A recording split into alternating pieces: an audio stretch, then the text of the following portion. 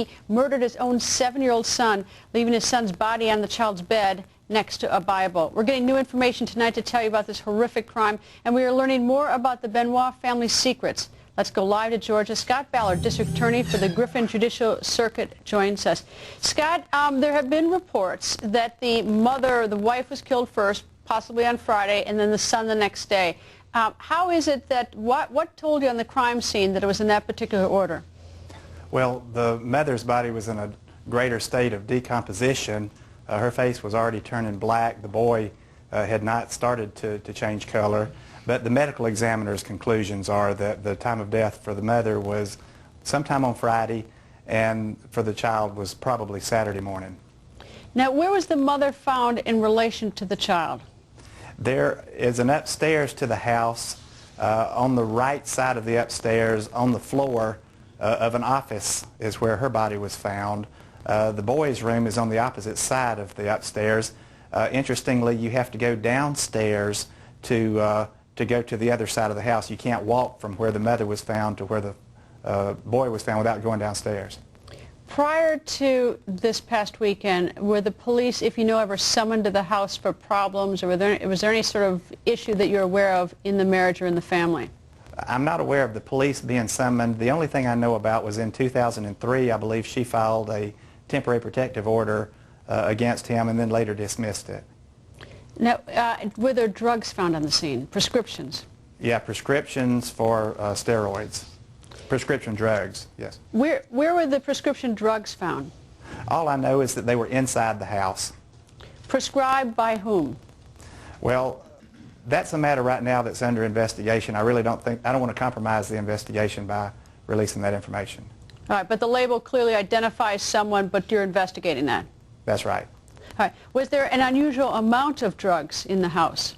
Or something, or a routine sort of prescription, a single prescription? Again, I think we better just not compromise the investigation at this point. It's being written, or it's out in the public domain, that there were needle marks on the child. Can you confirm that tonight, sir? Yeah, that's right. The medical examiner found older needle marks on the arm of the boy. One or two, or is there a series of them? I think there are several. Do you know if there was anything wrong with the child? The child was undersized. I've heard other reports, but I really don't know them to be true. But I know that he was somewhat undersized. Do you mean that he's just a little kid, or was it something beyond? I mean, the child was profoundly small for his age. I've heard people use the term dwarf in relation to him. I saw a photograph of him, and I didn't notice him to be that much undersized. But again, I'm not an expert, and I wouldn't really know. The cause of death for the wife was what, sir? Strangulation. And she was bound, her feet and hands were bound? That's correct, with a cord found around her neck. Do you know the origin of the cord?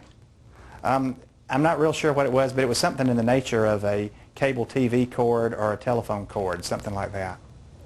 And the son was, the cause of death was something different than strangulation. At least it's being thought tonight, it's a chokehold. Well, the medical examiner says asphyxiation.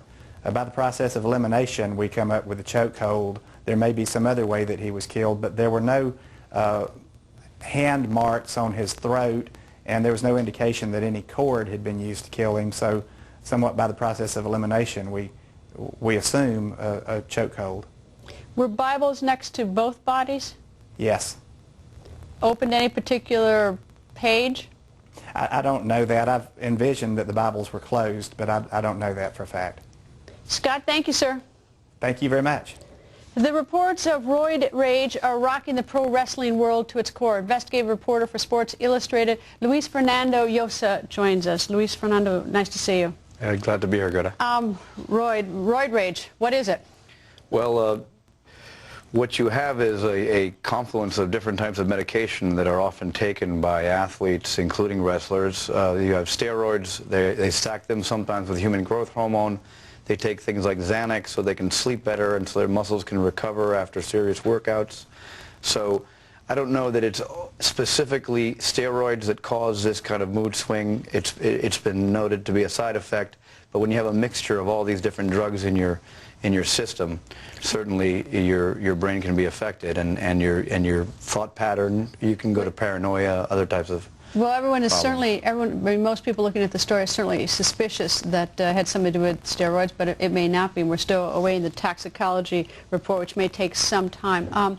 Is steroid use something that is the wrestlers use that? I mean, there have been laws passed about the use of steroids in sports, but what's the story with steroids in wrestlers? There's a long history of steroid use in wrestling. A wrestler, Eddie Guerrero, died in 2005 of an enlarged heart and heart disease, which was linked to a history of steroid use. He's one example. The former governor, Jesse Ventura, admitted to having used steroids. Hulk Hogan has admitted to... Hulk Hogan? Hulk Hogan has admitted to using steroids for a long time during his career. It's a pervasive problem in sports in general, and certainly in wrestling in particular, where size and speed and strength are paramount. How about Chris Benoit? Has he ever been connected? Because I know that in April of this year, apparently he was tested for steroids. I assume they tested negative, but has he ever been linked to steroid use? He had not been linked to steroid use, to my knowledge, but what has occurred is that they found prescription steroids, which I've heard were prescribed by a doctor. It was told to me by an investigator that it was a family physician. But he's also... Is this the steroids that you've been told were found in the home? In the home. In the murder scene? Correct. Okay. But what we were able to do through sources is link the receipt of packages from wellness centers, anti-aging clinics, through Signature Pharmacy in Florida, to 3 addresses in his name on the FedEx label. So we don't know what was in those packages, but one of the wellness centers has had two of their owners have pled guilty to distribution of steroids. When were these packages sent? They were sent in 2005, one, and 2 of them in 2006. The latest, I think, was in July of '06. All right, but so we haven't been able to tracking steroid to these companies, and we don't know what was in those packages, but the companies... But they also sort of remote in time as well, somewhat. Well, yes. I mean, it's not to say that other packages weren't sent or not. No, I understand that.